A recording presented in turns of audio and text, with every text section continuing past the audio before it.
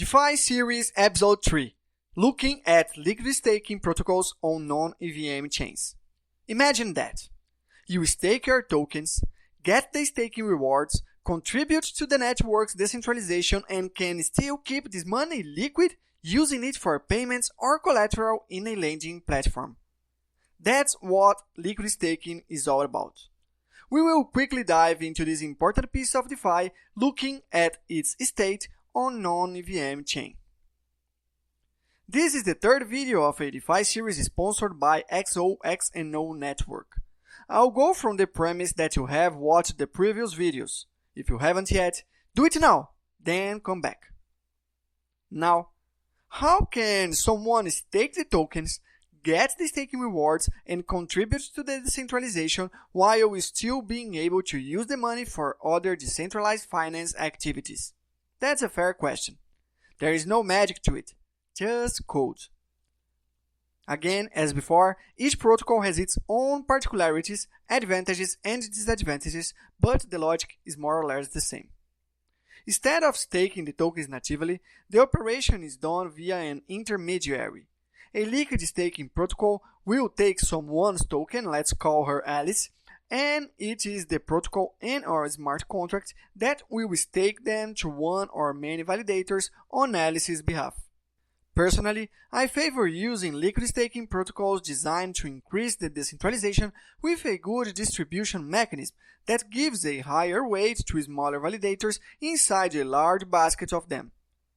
After doing that, the protocol will give Alice what's called a liquid staking derivative, LSD, or a liquid staking token, LST.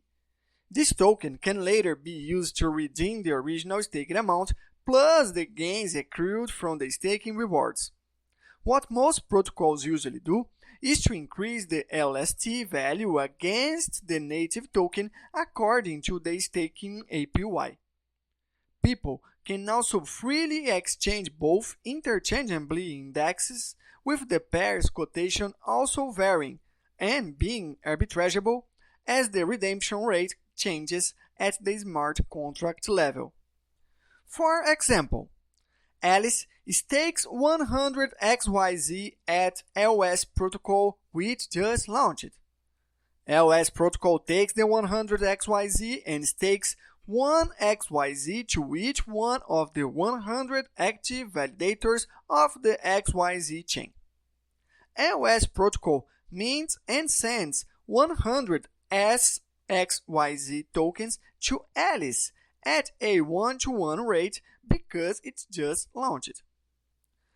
1 year later, XYZ chain had a 10% staking APY which LS protocol benefited from over time. Now, 1 SXYZ equals 1.1 XYZ when redeeming or trading if arbitrage is working well. However, Alice used her LSD in other DeFi platforms, getting a 5% APY during these 12 months, multiplying her holdings now of 105 SXYZ. When redeeming, Alice will receive 115.5 XYZ back for her 100 initial deposit.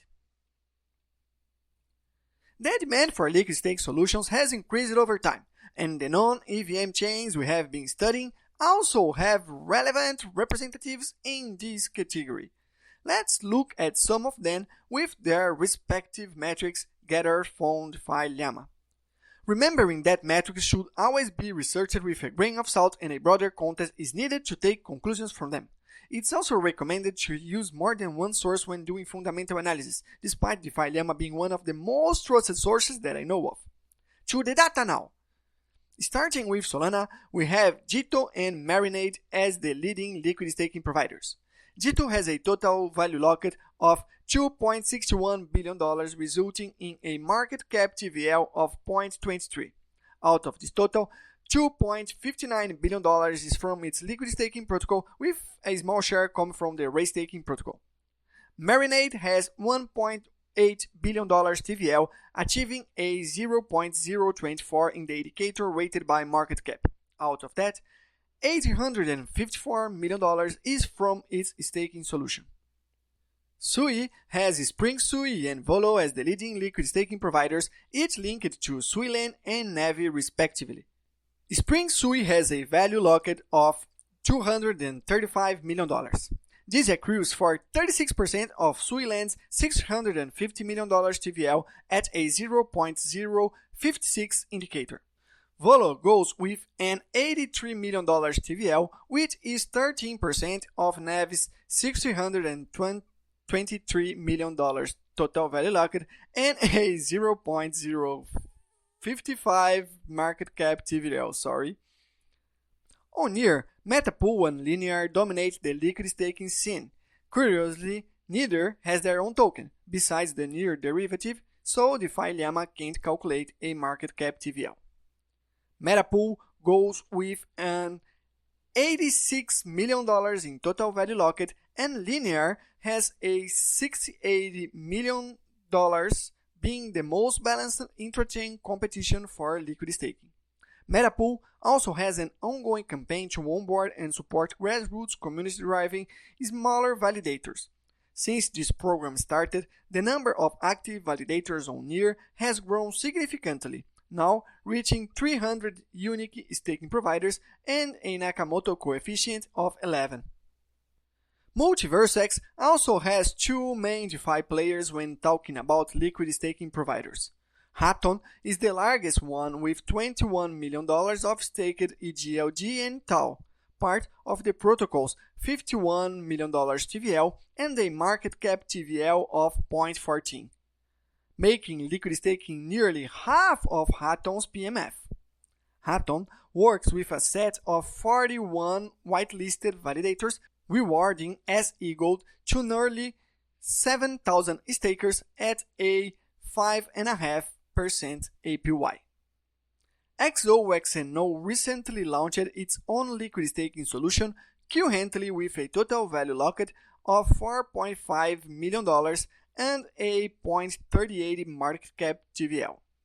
XOXNO liquid staking has some innovative features that I already covered in a previous content, but, in summary, include instant unstaking thanks to a protocol optimization related to how MultiversX staking rewards are distributed, keeping deposited EGLD in a buffer before the epoch ends, and stakes with over 100 validators at a 5.5% APY. If you enjoyed this content as much as I did, make sure to give it a like and share this around. Follow me on X and subscribe to my YouTube channel, both at vinibarbosabr. Also, don't forget to follow our sponsor XOXNO and visit their website to try the upcoming new features at xoxno.com/defi. See ya!